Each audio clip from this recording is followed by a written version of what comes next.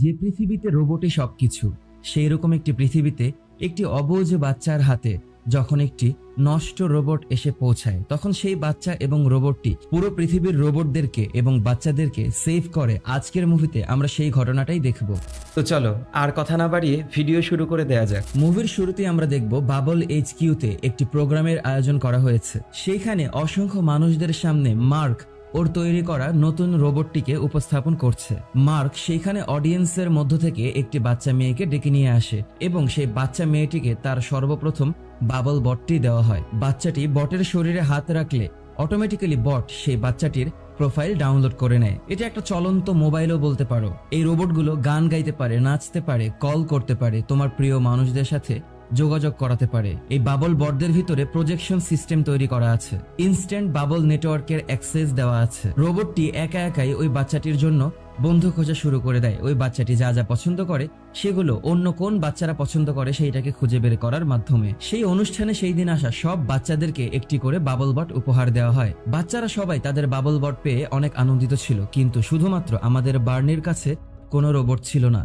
Bernie খুব সাধারণ স্বাভাবিক একটা ছেলে। বার্নি সকালবেলা স্কুলের জন্য যখন বের হয় তখন রাস্তায় অন্য সব বাচ্চারা ওদের বটের সাথে খেলা করলেও বার্নির কাছে কোনো বট থাকে না। বার্নি যখন স্কুলে গিয়ে পৌঁছায় তখন চারিদিকে সবাই বট নিয়ে ব্যস্ত ছিল। বার্নির কোনো বন্ধু ছিল না, কারণ বাবল বট ছাড়া বন্ধুত্ব করা একেবারেই অসম্ভব। সেই বাচ্চাদের মধ্যে একটা মেয়ে ছিল সাভানা, যে সবসময় লাইভ করত, এবং রিচ নামের একটি ছেলে ছিল যে সবসময় বার্নিকে জ্বালাতন করত। সবার বটগুলো যে এখানে চার্জ দেওয়া হয় সেইখানে শুধুমাত্র বার্নির নামের জায়গাটাই ফাঁকা থাকে। যখন ক্লাসের ব্রেক দেওয়া হয় তখন বাচ্চারা সবাই খেলার মাঠে চলে আসে। যে সকল বাচ্চাদের ভিতরে বটের মাধ্যমে কোনো মিল খুঁজে পাওয়া যায় না, তারা নিজেদের ভিতরে কখনো কথা বলে না। মাঠে আসার পর সব বাচ্চারা নিজেদের মতো খেলতে থাকে। বার্নির ম্যাডাম সেইখানে অন্য সব বাচ্চাদেরকে বলে, আজকে বার্নির জন্মদিন, তোমাদের সবার বার্নির সাথে কথা বলার দরকার, বার্নির বন্ধুর দরকার। স্কুল ছুটি হয়ে যায়, বার্নি বাসায় এসে পৌঁছায়। ওদের একটি পাগল ছাগল আছে, সেই ছাগলটি বার্নিকে অ্যাটাক করে বসে। বার্নি ঘরের ভিতরে ঢুকে এসে দেখে ওর বাবা অনলাইনে প্রোডাক্ট সেল করার চেষ্টা করছে। বার্নি ঘরের ভিতরে এসে দেখে বার্নির দাদি ওর জন্য বার্থডের অনেক খাবার তৈরি করেছে। বার্নির বাবা যখন ওর জন্য গিফট নিয়ে আসে, ও ভাবতে থাকে যে এবার যেন একটি বট উপহার পায়, কিন্তু ওর বাবা ওকে একটি রক হ্যামার সেট দেয়। ওর মন ভেঙে যায়, কিন্তু ও কিছু বলে না। তখনই বার্নির দাদি বলে, তোমার সব বন্ধুরা আসলে আমি গান বাজাবো। বার্নির মনে পড়ে যায় যে এর আগের বারের পার্টিতে সবকিছুই ওলটপালট ছিল। সেই অনুষ্ঠানে আগুনও লেগে গিয়েছিল এবং সেইখানে পুলিশও এসেছিল। বার্নির এগুলো মনে পড়ার পর বার্নি ওর দাদি এবং বাবাকে বলে যে আমার বার্থডে পার্টিতে কেউ আসবে না। ওর বাবা এবং ওর দাদি চিন্তিত হয়ে পড়ে যে ওর কোনো বন্ধু নেই, ও কোথাও যায় না, এভাবে ওর মন মানসিকতা নষ্ট হয়ে যাবে। তখন বার্নি ওর বাবাকে বলে যে সবাই এখন ওদের বি বটের সাথে খেলাধুলা করে। বার্নির বাবা বুঝতে পারে না এবং বলে, তোমার বন্ধু বানানোর জন্য বি বট কেন লাগবে এবং ওইটা অনেক দামি। তখনই বার্নি শুনতে পায় ওদের দরজায় কেউ একজন নক করেছে এবং বের হয়ে ও মনে করে ওর জন্য একটি বি বট ডেলিভারি এসেছে। ও ভাবতে থাকে ওর বাবা ওকে সারপ্রাইজ দিয়েছে, কিন্তু ও সেইটাকে খোলার পরে দেখতে পায় সেইটার ভিতরে একটি পাথর ছিল এবং দেখতে পায় রিচ ওর সাথে মজা নিচ্ছিল। বার্নি যখন মন খারাপ করে ঘরে ঢুকে যায় তখন ওর বাবা বুঝতে পারে যে বার্নি একটা বি বট কত পরিমাণে মিস করছে। বার্নি রুমে চলে যাওয়ার পর বার্নির বাবা তার নিজের মাকে নিয়ে সাথে সাথে রওনা দেয় একটি বাবল বট কিনে আনার জন্য। তারা যতক্ষণে বাবল বট সেন্টারে এসে পৌঁছায় ততক্ষণে বাবল বট সেন্টার বন্ধ করে দিয়েছে। ওরা ভাবতে থাকে কি করবে। তখনই বার্নির বাবা দেখতে পায় সাইড দিয়ে একটি বাবল বটের গাড়ি ভিতরে যাচ্ছে। সেই গাড়ির মধ্যে রাস্তায় পড়ে যাওয়া একটি ভাঙা বাবল বট দেখতে পায়, সেইটিকে বার্নির জন্য কিনে নিয়ে আসে। বার্নি ঘুম থেকে ওঠার পর বাবল বট পেয়ে অনেক খুশি হয়ে যায় এবং বার্নির বাবা বার্নিকে বলে, তুমি তাড়াতাড়ি করলে বাবল বটটিকে স্কুলে নিয়ে যেতে পারবে। বার্নি হাতের টাচ দিয়ে বটটিকে খোলার চেষ্টা করলে বটটি অল্প একটু খুলে আটকে যায়। তখনই ও দেখতে পায় সেইটার এক অংশে ভাঙা। ও অনেক জোরাজোরি করে বটটাকে বক্সের ভিতর থেকে টেনে বের করে এবং তারপর দেখতে পায় ইনস্টলেশন হচ্ছিল না। ও একটু নাড়াচাড়া করার পর বটটি জেগে ওঠে, কিন্তু বটটি পারফেক্টলি কাজ করছিল না। বটটি ওকে জিজ্ঞাসা করে, তোমার নাম কি? বার্নি বলে, আমার নাম তোমার একাই জানার কথা। বটটি ওলটপালট ব্যবহার করা শুরু করে এবং বলে, আমার অনলাইন সেকশন কাজ করছে না, আমার ডাটাবেসে আমি কিছুই খুঁজে পাচ্ছি না। বার্নি রেগে যায়, ওর স্কুলের জন্য দেরি হয়ে যাচ্ছিল। ও তাড়াতাড়ি পোশাক আশাক পরে বই খাতাগুলোকে নিয়ে ঘর থেকে বের হয়ে যাওয়ার চেষ্টা করে। বার্নি তখন বটটিকে বলে, আমার নাম বার্নি, কিন্তু বটটি ওকে অ্যাবসোলাম বলে ডাকা শুরু করে এবং বট ওকে বলে, আমার ডাটাবেসের ভিতরে শুধু এ দিয়ে নাম লেখা আছে, বাকি নামগুলো আমি ওয়াইফাই এর জন্য ডাউনলোড করতে পারছি না। বটটি রুমের বাইরে বের হয়ে এসে ওলটপালট চলাফেরা শুরু করে। ও সরাসরি গিয়ে রাস্তায় নেমে যায়। যখন বার্নি ওকে ডেকে বলে, তুমি আমার 6 ফিটের মধ্যে থাকবে, ও 6 ফিটের মধ্যে দাঁড়ালে একটি গাড়ি এসে ওর উপর দিয়ে চালিয়ে দেয়। বার্নি খুব দ্রুত ওর বটটিকে সেই গাড়ির নিচ থেকে টেনে বের করে এবং তখনই বটটির চার্জ শেষ হয়ে যায়। বার্নি বটটিকে রুমের ভিতরে নিয়ে এসে চার্জে বসায়। বার্নি যখন স্কুলে চলে যাবে তখন বটটি ওর সাথে স্কুলে যেতে চাইলে ও বলে তোমাকে রুমের মধ্যেই থাকতে হবে এবং আমার সম্পর্কে সবকিছু জানতে হবে। বার্নি স্কুল থেকে ফিরে এসে দেখে ওর বাবা অনেক চেষ্টা করছে প্রোডাক্ট সেল করার জন্য। ও যখন রুমের ভিতরে পৌঁছায় তখন দেখতে পায়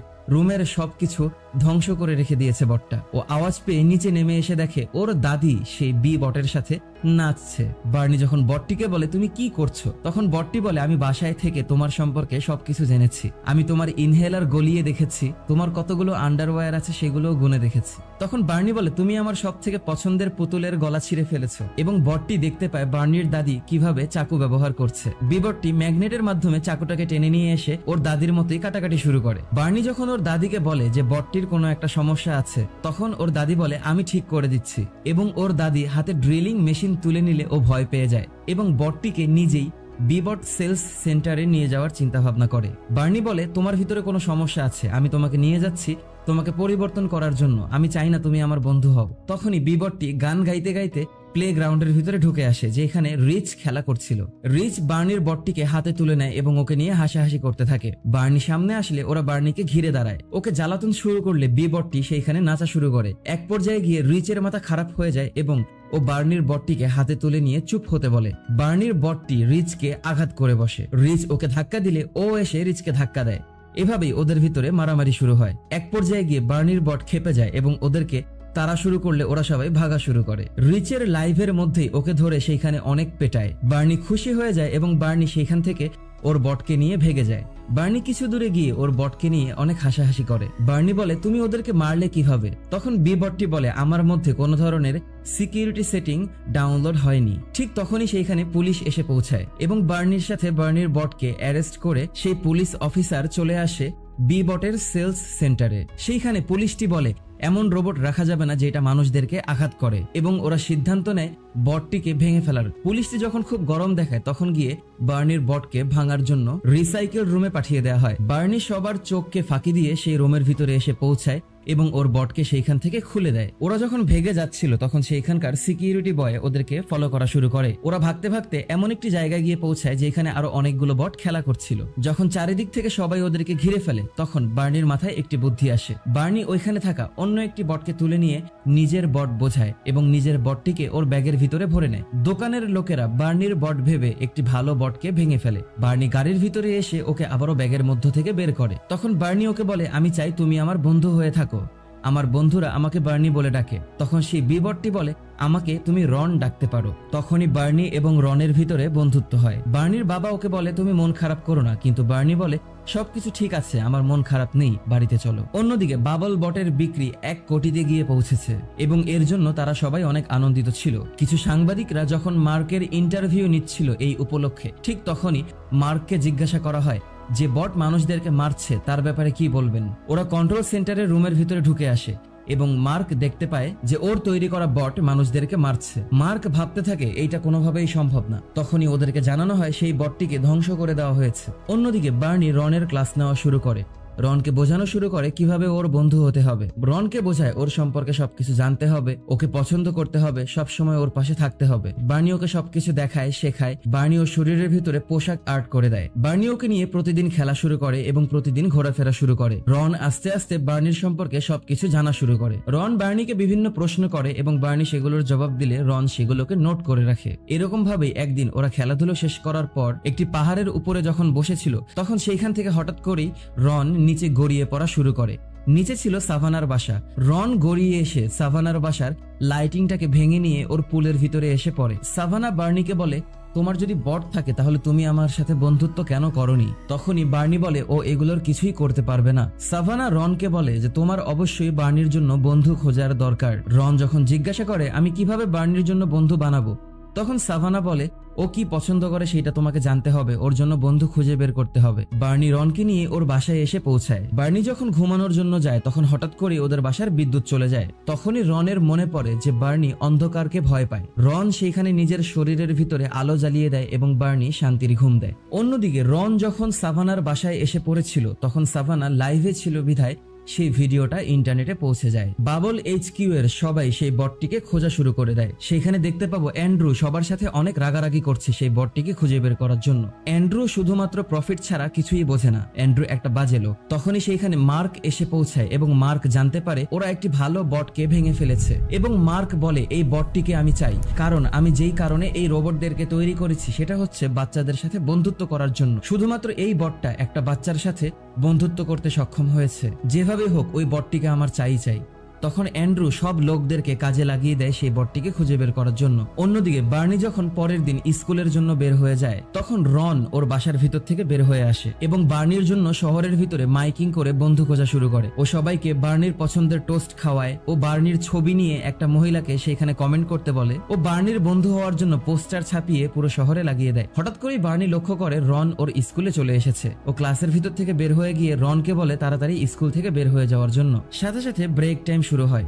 সবাই তাদের বটকে নিয়ে খেলার মাঠে যায় এবং বার্নি ও রনকে নিয়ে খেলার মাঠে যায়। খেলার মাঠে যাওয়ার পর রন বার্নিকে বলে আমি তোমার জন্য বন্ধু নিয়ে এসেছি। বার্নি বলে কি বললে? তখনই দেখা যায় বার্নির বট রন সেইখানে একটা সন্ত্রাসকে নিয়ে এসেছে, একটা পাখিকে ধরে নিয়ে এসেছে, একটি মহিলাকে ধরে নিয়ে এসেছে এবং সাথে সাথে একটি কোলের বাচ্চাকেও নিয়ে এসেছে। ততক্ষণে সেই স্কুলে এসে পৌঁছায় বাবল HQ এর লোকেরা। বার্নিকে ডেকে টিচারের রুমে নিয়ে যাওয়া হয়। রিচ এই ফাঁকে রনকে সাইডে নিয়ে আসে এবং দেখতে পায় রনের সব ধরনের সেটিং আনলক করা। রিচ সাথে সাথে ওর বট ব্যবহার করে রনের সব সেটিং গুলোকে কপি করে নেয়। অন্যদিকে বার্নি সাভানাকে বলে আমি তোমাকে বলেছিলাম এটাকে সিক্রেট রাখার জন্য, তোমার এইটা বলে দেওয়াটা ঠিক হয়নি। যখন টিচাররা ওকে প্রশ্ন করছিল তখন ও পিছনে দেখতে পায় সব বাচ্চারা বটদেরকে নিয়ে পাগলামি শুরু করেছে। ওইখানে থাকা সেই বাবল বটগুলো আস্তে আস্তে সেই সেটিংটা কপি করা শুরু করে এবং সবগুলো বাবল বট তাদের সব ধরনের সিকিউরিটি সেটিং গুলোকে আনলক করে ফেলে। সবার ভিতরে সেইখানে পাগলামি শুরু হয়ে যায়। সাভানার বট আনলক হওয়ার পর সে পুরো পৃথিবীর মধ্যে একই সময়ে লাইভ করা শুরু করে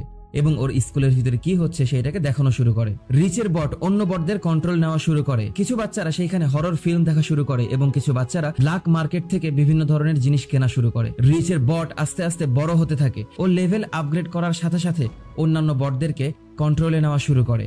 বাবল HQ থেকে মার্ক এবং অ্যান্ড্রু সেই লাইভ দেখছিল এবং সেই বটগুলোকে বন্ধ করার জন্য সিকিউরিটি আপডেট করে যাচ্ছিল। রিচের বট অন্য সব বটদের কন্ট্রোল নিতে নিতে বড় একটা জম্বি হয়ে যায় এবং সেইখান থেকে সাভানাকে গিলে ফেলে নিচ দিয়ে ছেড়ে দেয়। সাভানা বলে রোবটটা আমাকে খেয়ে ছেড়ে দিয়েছে এবং সাথে সাথে ওর এই ভিডিও ক্লিপটা সব জায়গায় সেন্ড হয়ে যায়। সেই সময় মার্ক ওর প্যাচটাকে আপডেট করার সাথে সাথে স্কুলে থাকা সব রোবটগুলো বন্ধ হয়ে যায়। বার্নিকে বকা দিয়ে স্কুল থেকে বের করে দেওয়া হয়। বার্নি যখন বাসায় পৌঁছাচ্ছিল তখন ও রনকে অনেক বকাবকি করে, বলে সব তোমার পাগলামির জন্য এবং তোমার বোকামির জন্য হয়েছে, আমি চাই না তুমি আমার বন্ধু হও। তখনই বার্নি এবং রন দুইজন দুই দিকে চলে যায়। ততক্ষণে মার্ক এবং অ্যান্ড্রু সেই বাচ্চার ঠিকানা খুঁজে পায়। ওরা রনকে ধরে নিয়ে আসার জন্য বার্নির বাসায় লোক পাঠায়। বার্নি বাসায় এসে লোকজনকে দেখতে পাওয়ার পর ওদের স্টোর রুমের ভিতরে গিয়ে লুকায় এবং দেখতে পায় রন সেইখানে এসে মন খারাপ করে নিজেকে প্যাকেট করে রেখেছে। রন তখন বলে আমি তোমার সাথে বকাবাদ্য করেছি, এই জন্য আমাকে ক্ষমা করে দিও, তুমি আমার বন্ধু ছিলে, বন্ধু থাকবে। তখনই বার্নি ওর তৈরি করা সেই রুলসের ভিতরে কিছু পরিবর্তন নিয়ে আসে। যখন ওদেরকে খোঁজার জন্য স্টোর রুমে লোক এসে পৌঁছায় তখন বার্নি রনকে নিয়ে একটা ফাঁকা দিয়ে বের হয়ে যায় এবং সেইখান থেকে পালিয়ে যেতে নিলে বাবল বট ওদেরকে ফলো করা শুরু করে। রন তখন ওর স্পিড ব্যবহার করে সেইখান থেকে ভেগে যায়। ওরা গিয়ে সাভানার বাসার ভিতরে লুকায় এবং দেখতে পায় সাভানা সেইখানে কান্না করছে। কিছু সিকিউরিটি গার্ড এসে সাভানাকে জিজ্ঞাসা করলে সাভানা বলে আমি বলতে পারি না। তখনই বার্নি সাভানাকে বলে আমি রনকে নিয়ে অনেক দূরে চলে যাব, আমি ওকে নিয়ে জঙ্গলে চলে যাব। সাভানা ওদেরকে বোঝায় তোমরা সেইখানে বাঁচতে পারবে না, কিন্তু তারপরও ওরা জঙ্গলে চলে যায়। অ্যান্ড্রু সেই রোবটটাকে হারানোর পর ওর মাথা গরম হয়ে যায়। বার্নি রনকে নিয়ে জঙ্গলের ভিতরে ঢুকে আসে। ওরা কিছুক্ষণ হাসি ঠাট্টা মস্করা করে সেইখানে সময় পার করে। আস্তে আস্তে ওরা জঙ্গলের আরো ভিতরে যাওয়ার পর ওরা আরো সামনের দিকে যেতে থাকে এবং একটি ওয়াচ টাওয়ারের উপরে এসে পৌঁছায়। রন বার্নিকে জিজ্ঞাসা করে আমরা কতদিন জঙ্গলের মধ্যে থাকবো। বার্নি বলে যতদিন আমাদের মন চায়, যতদিন না সব সমস্যার সমাধান হয়ে যায়। ওরা দুইজন কথা বলতে বলতেই বার্নি ঘুমিয়ে পড়ে। অন্যদিকে বাবল HQ থেকে সব বটদের কথা রেকর্ড করা হচ্ছিল, মেসেজ রেকর্ড করা হচ্ছিল বার্নি এবং রনকে খুঁজে বের করার জন্য। বাচ্চারা নিজেরাও জানে না যে ওদের পার্সোনাল লাইফের উপরে নজর রাখা হচ্ছিল। রাতের বেলা বার্নিকে খোঁজার জন্য সাভানার বাসায় এসে বার্নির বাবা পৌঁছায়। বার্নির দাদি সাভানাকে বলে তোমরা ছোটবেলায় বন্ধু ছিলে, তুমি কি জানো বার্নি কোথায়? সাভানা বলে আমি জানি না। পরের দিন বার্নির ঘুম ভাঙলে ওরা সেই জঙ্গলের ভিতরে খাবার খোঁজা শুরু করে। অন্যদিকে স্কুলে সাভানা রিচকে বলে যে বার্নির সাথে যা ঘটেছে সেটার জন্য আমরাই দায়ী, বার্নিকে খুঁজে পাওয়া যাচ্ছে না, কিন্তু আমি জানি বার্নি জঙ্গলের দিকে চলে গেছে। এদিকে বার্নি রনকে নিয়ে যখন সামনে এগিয়ে যাচ্ছিল তখন হঠাৎ করেই রনের চার্জ কমে আসে। রনের মাত্র 12% চার্জ ছিল। যখন রাত হয়ে আসে তখন বার্নি আগুন জ্বালিয়ে দেয়। ওরা বসে কথা বলা অবস্থায় রনের চার্জ 5%-এ চলে আসে এবং ও অটোমেটিক্যালি স্লিপিং মোডে চলে যায়। তখন গিয়ে বার্নি জঙ্গলের ভিতরে ভয় পাওয়া শুরু করে। ও আগে থেকেই অন্ধকার পছন্দ করে না। রন একেবারে শাটডাউন হয়ে যাওয়ার পর বার্নি সেইখানে সাহায্যের জন্য চিৎকার করতে থাকে। অন্যদিকে রোবটের সামনে সাভানার বলা সেই কথা বাবল এইচকিউ থেকে ওরা শুনে ফেলে এবং অ্যান্ড্রু সাথে সাথে অসংখ্য বটদেরকে রন এবং বার্নিকে খোঁজার জন্য পাঠিয়ে দেয়। মার্কো সাথে সাথে একটা হেলিকপ্টার নিয়ে সেই বটকে খুঁজে বের করার জন্য রওনা দেয়। বার্নি যখন রনকে নিয়ে কোথায় যাবে বুঝতে পারছিল না, তখন হাঁটতে হাঁটতে এক পর্যায়ে গিয়ে দেখে অসংখ্য বট ওদেরকে খোঁজার জন্য আসছে। বার্নির কাছে একটু সময়ের জন্য মনে হয় ওই রোবটগুলো ওর কাছ থেকে রনকে নিয়ে যাবে। তখনই বার্নি রনকে নিয়ে জঙ্গলের আরো ভিতরের দিকে চলে যায় এবং সেইখানে লুকানোর চেষ্টা করে। ও দৌড়াতে দৌড়াতে একটি জায়গায় গিয়ে পড়ে যায় এবং ওর শ্বাস নিতে কষ্ট হয়, তাই ও অজ্ঞান হয়ে যায়। অ্যান্ড্রু ওদেরকে সিকিউরিটি ক্যামেরার মধ্যে দেখতে পায়, কিন্তু ও অফিসের কাউকে সেইটাকে জানায় না। ও অফিস থেকে সবাইকে বের করে দেয়। সব বটগুলো আবার যার যার বাসায় পৌঁছে যায়। পরের দিন সকালবেলা স্কুলের বার্নি বেঞ্চে বসে যখন সাভানা আফসোস করছিল, ঠিক তখনই সাভানা দেখতে পায় রন ওর মাথায় করে বার্নিকে টেনে নিয়ে আসছে।